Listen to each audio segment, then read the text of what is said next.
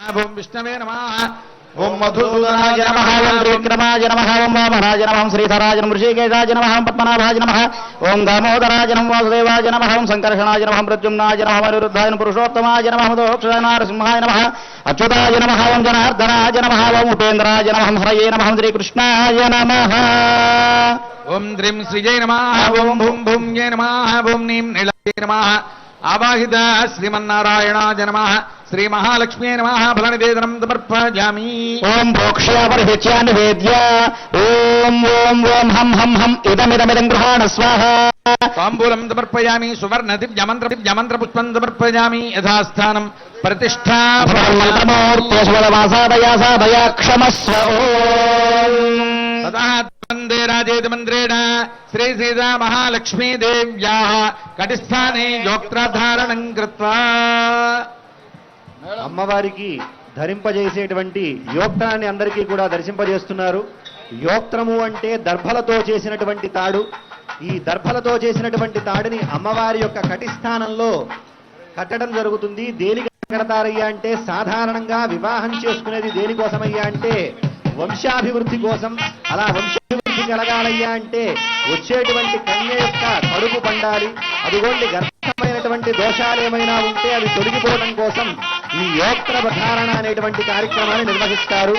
అయితే అమ్మవారికి గర్భస్థ దోషాలుంటాయి అంటే కాదు, ఆమె సంతానమైనటువంటి మనందరికీ కూడా ఉంటాయి. కాబట్టి దాన్ని దర్శించడం వల్ల మనకు అవన్నీ కూడా తొలగిపోతాయి అనేటువంటి భావనతో అమ్మవారికి యోక్త్ర ధారణం చేస్తారు. అలా ధరింపజేసేటువంటి యోక్త్ర ధారణని 4 వైపులా కూడా చూపిస్తున్నారు అర్చక స్వాములు. అలా చూపించేటువంటి యోక్త్రాన్ని అమ్మవారికి దర్శింపజేస్తున్నారు. దాన్ని దర్శించండి. గర్భస్థమైనటువంటి దోషాలు ఏమైనా ఉంటే అవి వెంటనే తొలగిపోతాయి.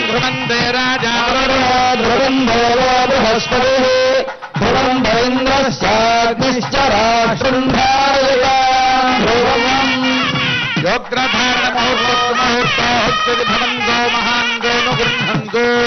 యోగ్రధారణ ముహూర్తో శ్రీ జగదాంబదేః అనంతరాశ్రమ సిద్ధ్యర్థం ద్విజోపవేత ధారణం కరిష్యే. యజ్ఞోపవేత ధారణార్థం శుద్ధ ఆచమనీయం సమర్పయామి. యజ్ఞోపవేతం ధరింపజేస్తూ ఉన్నారు. ఆ యజ్ఞోపవీతాన్ని మీ అందరికి కూడా దర్శింపజేస్తారు. అనంతరాశ్రమ సిద్ధి కొరకు అని. అనంతరాశ్రమం అనంటే ఇప్పటి వరకు బ్రహ్మచారిగా ఉండేటువంటి రామచంద్రుడు ఇప్పుడు తర్వాత ఉండేటువంటి గృహస్థాశ్రమంలోకి ప్రవేశించబోతున్నాడు కనుక ఆ గృహస్థాశ్రమ సిద్ధి కొరకు ఇక్కడ యజ్ఞోపవీతాన్ని ధరింపజేస్తూ ఉన్నారు. ఆ యజ్ఞోపవీత పూజ జరిగినది. యజ్ఞోపవీతాన్ని అర్చక స్వాములు మీ అందరికీ కూడా దర్శింపజేస్తున్నారు. స్వామివారికి ఆ యజ్ఞోపవీతాన్ని ధరింపజేస్తారు. అంతా సేవించండి. ఆ యజ్ఞోపవీత యొక్క గొప్పతనం ఏమిటి అనంటే ఎవరైతే ఈ యజ్ఞోపవీతాన్ని ధరిస్తారో ఆ ధరించినటువంటి వారు మాత్రమే వేదాధ్యయనాన్ని చేసేటువంటి అవకాశం ఉన్నది. వేదము మన యొక్క జ్ఞాన భాండాగారం. వేదములలో లేనిది లేదు కదా. ఆ వేదము అనేటువంటిది అధ్యయనం చేయడానికి యజ్ఞోపవీతాన్ని ధరించాలి అని. దానికి పేరే యజ్ఞోపవీతం అని. అంటే యజ్ఞం అంటే భగవంతుడు, యజ్ఞోవై విష్ణు అని. కనుక విష్ణుస్వరూపమైనటువంటిది ఆ యజ్ఞోపవీతం. అది ధరిస్తేనే ఆ వేదమును ఉచ్చరించేటువంటి యోగ్యత కలుగుతుంది. కనుక ఆ యజ్ఞోపవీతాన్ని మనందరికీ కూడా దర్శింపజేస్తున్నారు. స్వామివారికి దాన్ని అనంతరాశ్రమ సిద్ధి కొరకు ధరింపజేస్తారు. అంతా సేవించండి.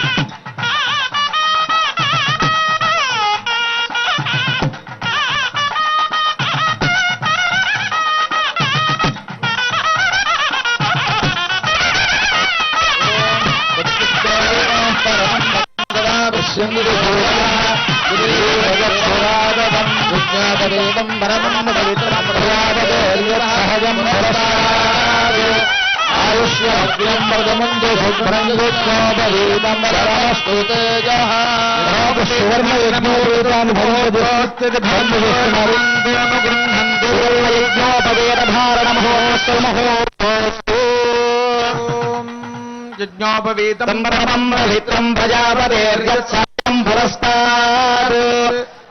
పుష్యమగ్రం ప్రతిమశుభ్రం యజ్ఞోపవీతం భవమస్తు తేజః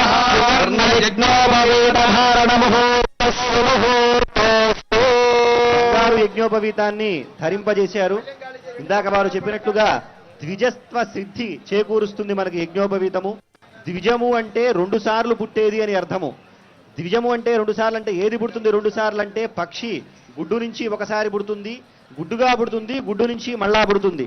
అలాగే ద్విజలు అనేటువంటి వారు బ్రాహ్మణ క్షత్రియ వైశ్యులు పేరు.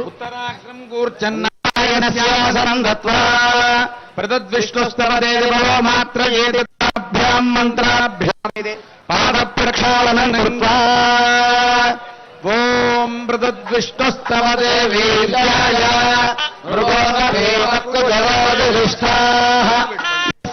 శత్రుషు విక్రమణేషు అభిక్షీయంతు భువనాని విశ్వా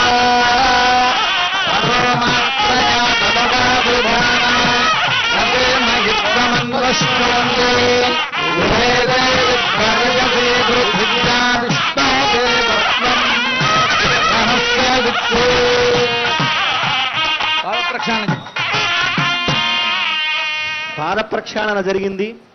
రామచంద్రమూర్తి పాదాలను జనక మహారాజు గడిగినట్లుగా మనం భావించవచ్చు.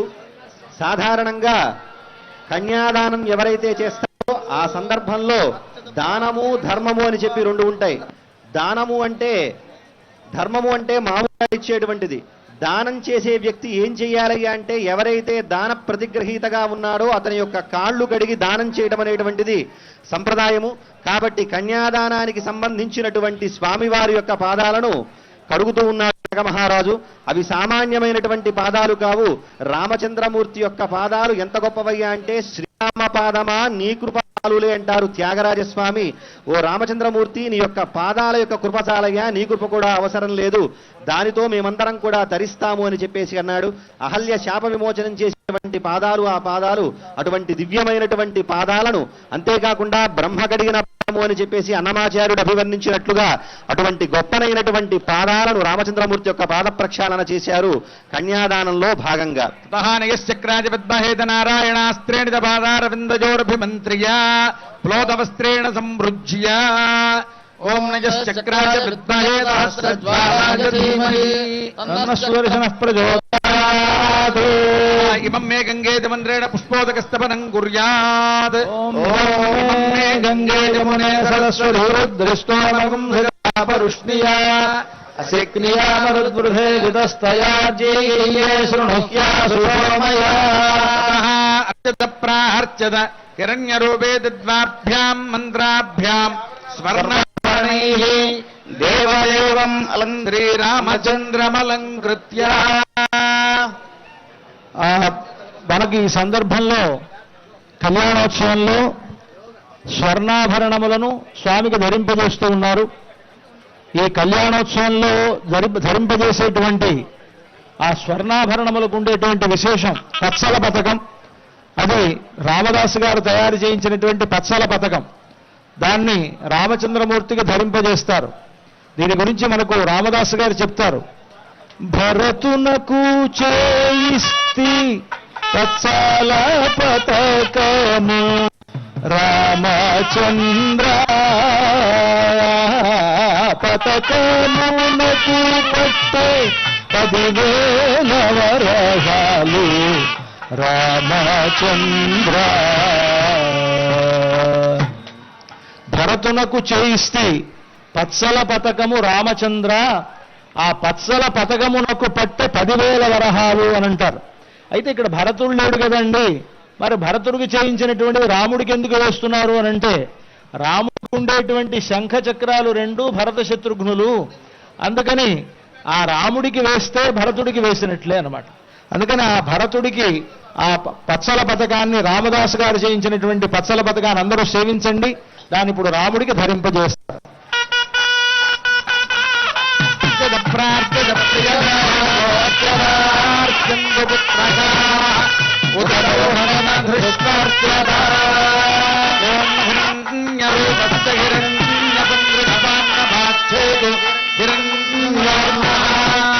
హిరణ్యయాత్ర సీతమ్మ వారికి కళ్యాణంలో చింతాకు పథకము చేయించారు రామాయణ.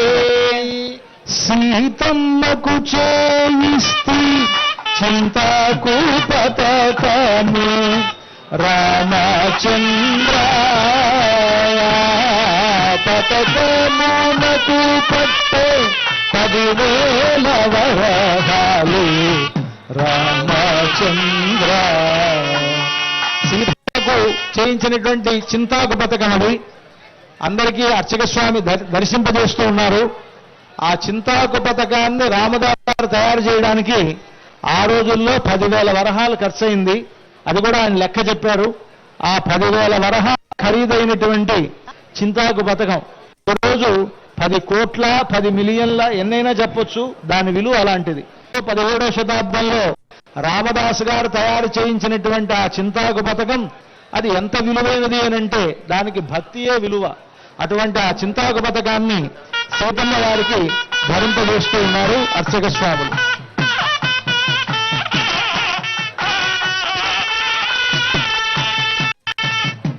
ఓం హిరణ్యరూపస్య హిరణ్యచంద్రికవర్ణభాచ్ఛేదు హిరణ్యవర్ణః హిరణ్యజాతరిజోనేర్నిషద్యా హిరణ్యదాదద్యన్నమస్మై. జై బోలో సీతామాతకు జై. లక్ష్మణస్వామికి ఈ సందర్భంగా రామమాడతో కూడినటువంటి ఒక హారాన్ని సమర్పిస్తారు. రామదాసు గారు రాముడికి కైంకర్యం చేసినందుకు గాను ఆయన 12 ఏళ్ల పాటు జైల్లో ఉండవలసి వచ్చింది. ఆ రోజుల్లో అబుల్ హసన్ తానీషా అనేటువంటి రాజు తన అనుమతి తీసుకోకుండా ఆ రామమాడ అర్చక స్వామి మనకు దర్శింపజేస్తున్నారు. అంతా సేవించండి. ఆ రామమాడలో రాముడు ఆనాడు ఇచ్చినటువంటి మాడ అది. దానికి ఒకవైపున పట్టాభిషేకం గుర్తు, ఇంకోవైపు ఆంజనేయ స్వామి వారు ఉంటారు దాంట్లో. అది నాణాలు. ఆనాడు రామదాసు గారిని జైలు నుంచి విడిపించడానికి సాక్షాత్తుగా రామచంద్రమూర్తి తానీషా కల్లో కనిపించి ఆయనకు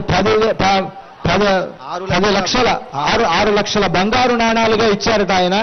ఆ బంగారు నాణాల్లో ఇక్కడ ఆ ఒక నాణ్యం అది ఉన్నది. ఆ నాణ్యమునకే ఒక గొలుసు అమర్చి దానిని మనకు లక్ష్మణస్వామికి కళ్యాణ సమయంలో అలంకరిస్తారు. రామమాడ అని పేరు. ఆనాటి రాముడు తానీషాకి ఇచ్చినటువంటి నాణాల్లో ఒక నాణ్యం బంగారు నాణ్యం. అది చాలా విశేషమైనటువంటిది. అంతా సేవించండి.